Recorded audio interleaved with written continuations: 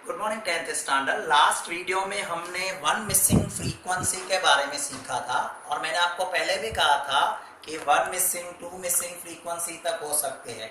और एक बात और याद रखना, वन मिसिंग फ्रीक्वेंसी मीन में भी आ सकती है, मीडियन में भी आ सकती है, मोड में भी आ सकती है। सेम टू मिसिंग फ्रीक्वेंसी भी मीन मीडियन मोड किसी में हो सकती है। फिलहाल तो हमने मीन से ही स्टार्ट किया, बट आगे के वीडियो में आप उसे मीडियन और मोड से भी कैलकुलेट करना सीखोगे। तो सबसे पहले आज हम लेके आए हैं टू मिसिंग फ्रीक्वेंसी। मैं आपको एक सिंपल रूल समझा दूं। आपको याद होगा आपने आगे वन मिसिंग फ्रीक्वेंसी की थी, तो वन मिसिंग फ्रीक्वेंसी जब हम करते थे तो वन एडिशनल इंफॉर्मेशन आपको हमेशा दी जाती थी। और वो एडिशनल इंफॉर्मेशन क्या होती थी? आपको मीन क्वेश्चन में पहले से ही दिया जाता था। आपको याद होगा 3-4 सम आपने वन मिसिंग फ्रीक्वेंसी के किए थे। जब जब वन मिसिंग फ्रीक्वेंसी आती थी तो वहां पर ऊपर क्वेश्चन में दिया जाता था if the mean of the distribution is this one, तो आपको मीन दे देते थे, क्योंकि सिंपल मैथ्स का रूल है, अगर आप कहां से कुछ मिस करोगे तो कुछ एडिशनल देना पड़ेगा। यही लॉजिक यहां भी अप्लाई होता है। अगर टू मिसिंग फ्रीक्वेंसी होगी, two missing frequency that means two information is missing, so we must give two additional information to the students. अब आपको दो एडिशनल इंफॉर्मेशन दी जाएगी। यस, कौन सी दो एडिशनल इंफॉर्मेशन होगी? एक तो आपको मीन दिया जाएगा और दूसरा नंबर ऑफ ऑब्जर्वेशन, मतलब टोटल ऑब्जर्वेशन, टोटल फ्रीक्वेंसी वो आपको दे दिया जाएगा। एक क्वेश्चन मैंने यहां पर आपको समझाने के लिए लिया हुआ है। अब क्वेश्चन अगर हम देखें, ये मेरे पास क्वेश्चन लिया हुआ है, if the mean of 25 observation is 211। इस सेंटेंस का मतलब क्या हुआ?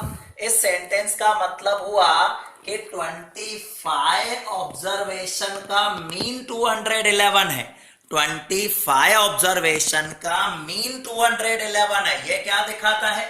ऑब्जर्वेशन 25 है और मीन 211 है। फाइंड टू मिसिंग फ्रीक्वेंसी, ये यहां पर क्वेश्चन दिया हुआ है आपके लिए। क्वेश्चन है क्लास और फ्रीक्वेंसी 100 to 150, 150 to 200, और यहां पर फ्रीक्वेंसी में लिखा है 4, 5, A, B और 2। मैंने ए बी लिखा है, मे भी उसके जगह पे F1, F2 जैसी चीजें भी दिखा सकते हो। इन शॉर्ट आपको फ्रीक्वेंसी का टोटल दिया हुआ है जो 25 है और वो क्वेश्चन में दिया गया है। मतलब यहां पर दो मिसिंग फ्रीक्वेंसी है and I have two additional information. First one is mean and second one is number of observation. अब मैं सॉल्यूशन स्टार्ट कैसे करूंगा? यहां से मैंने सॉल्यूशन स्टार्ट किया है। आप देख सकते हो पहला कॉलम मैंने क्लास का बनाया, दूसरा फ्रीक्वेंसी का। अब ये मीन है। आपको मैंने पहले वीडियोस में भी सिखाया था, मीन आप 3 मेथड से कर सकते हो। 3 मेथड से। 3 मेथड कौन से? Direct method, step deviation method, और उसके बाद मैंने आपको सिखाया था एज्यूम मीन मेथड। तीनों में से किसी भी मेथड से कर सकते हो। तो यही बात यहां भी अप्लाई होती है। टू मिसिंग फ्रीक्वेंसी का ये सम आप स्टेप डेविएशन से भी कर सकते हो, डायरेक्ट मेथड से भी कर सकते हो, किसी से भी करोगे आंसर सेम आएगा। But one thing must be clear, आपको पहला कॉलम मिड वैल्यू का बनाना पड़ेगा। ये दो कॉलम क्वेश्चन में दिए हुए, मैंने पहला कॉलम बनाया मिड वैल्यू का। जैसे कि ऑलरेडी मैंने सिखाया था 100 और 150 टोटल 250, 250 डिवाइडेड बाय 2, तो मिड वैल्यू आ गई 125। मिड वैल्यू क्या होता है? दोनों का टोटल करके डिवाइडेड बाय 2 कर लो। और खास करके ऐसे सम जिनमें गैप इक्वल है, जैसे 100, 150, 200, 250, उनमें मिड वैल्यू आसानी से ढूंढ सकते हो। कितने का गैप चल रहा है? 50 का।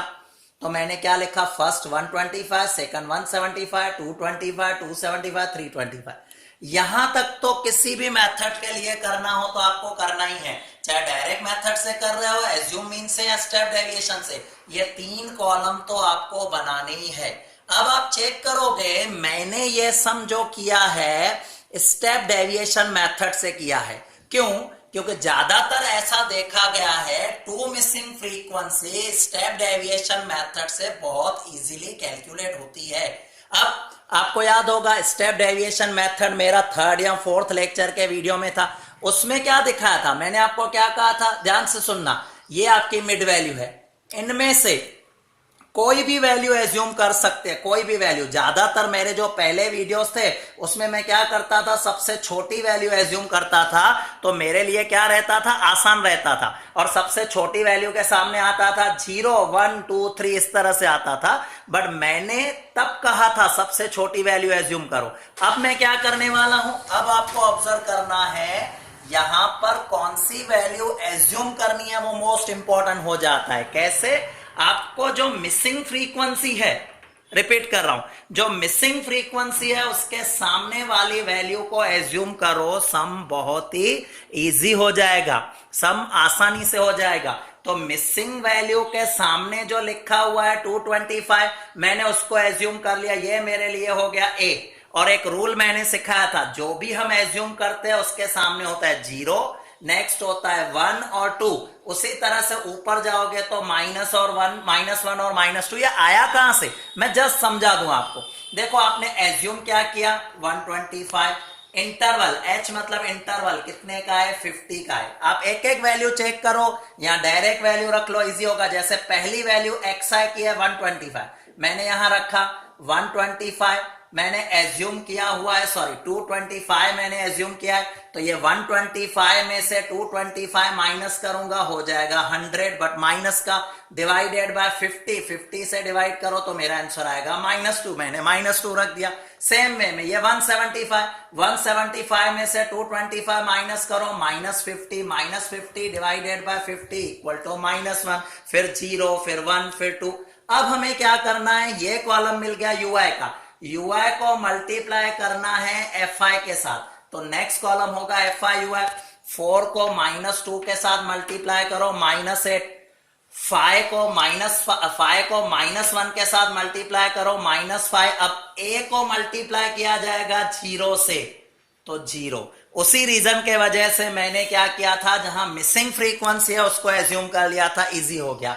अब क्या होगा, 275 को b से करोगे, b को हम 1 से करेंगे तो 1b आ जाएगा, 2 को 2 से करेंगे 4। अब मैं इनका टोटल करूंगा, अब मेरे पास कुछ माइनस के नंबर है, कुछ प्लस के नंबर है, आप चेक कर लो, -8 और -5 -13। यहां पर 4 प्लस का 1b को तो हमें अलग ही रखना है, तो ये माइनस का 13 प्लस का 4, 13 माइनस के है 4 प्लस के, तो 9 रह गए माइनस के। और यहां पर अगर हम देखें आपका 1b भी लिखा हुआ है, तो इसका टोटल आ गया -9 प्लस 1b। अब मैं सम को आगे बढ़ाऊं, यहां पर मीन की फॉर्मूला दी गई है, x bar equal to a plus sigma fi ui by n into h। ये फॉर्मूला का हम कब यूज करते थे, स्टेप डेविएशन में। अब मीन हमें पता है 211 है। a एज्यूम क्या किया था मैंने, 225 को मैंने एज्यूम किया था, 225 रख दिया। fi ui का टोटल क्या है, -9 प्लस 1b, वो भी मैंने यहां रख दिया। n मतलब नंबर ऑफ ऑब्जर्वेशन, वो तो क्वेश्चन में ही दिए हुए थे 25, इंटू h का मतलब इंटरवल जो 50 है। हमने पहले क्या किया, 25 की टेबल 50 को 2 टाइम लगा ली, तो यहां पर 2 रह गया, 25 नीचे से हट गया। अब ये 225 प्लस का इस साइड मैंने ले लिया माइनस में, तो 211 माइनस 225 इक्वल टू -14।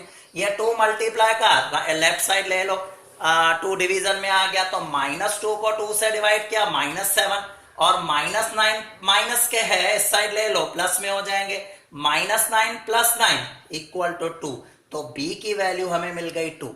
अब सम स्टार्ट करने से पहले आपको मैंने बताया था कि आपको फ्रीक्वेंसी का टोटल दिया जाएगा 25। अब आप चेक कर लो, ये क्या लिखा है 4, ये क्या लिखा है 5, 9 और ये 2 11, तो यहां तो 11 हो रहा है, तो हम ऐसा कह सकते हैं कि 11 plus a plus b equal to 25। अब 11 plus a plus b equal to 25, क्योंकि टोटल हमें 25 दिया हुआ है। अब 11 प्लस का इस साइड ले लो, तो मैं ऐसा कह सकता हूं a plus b equal to 14। अब a प्लस b 14 है, मुझे b मिल गया 2, तो a plus b equal to 14, जिसमें b की वैल्यू मैंने 2 रख दी, तो a की वैल्यू आ जाएगी 12। इस तरह से हम missing frequency, 2 missing frequency calculate कर सकते हैं। यही सम आप अपने नोटबुक में लेके फिर से सॉल्व करना, 2 बार वीडियो देखना, आपको आराम से जान आ जाएगा। और प्रैक्टिस के लिए मैं एक दो और इस तरह के सम करवाने वाला हूं, बट वन मिसिंग फ्रीक्वेंसी का अगर आपने पहले नहीं देखा हो तो उसे कंप्लीट अच्छी तरह से देखना, बाद में ही टू मिसिंग फ्रीक्वेंसी के सम करना, और इससे रिलेटेड जो भी होमवर्क हो वो कंप्लीट कर लेना। ओके।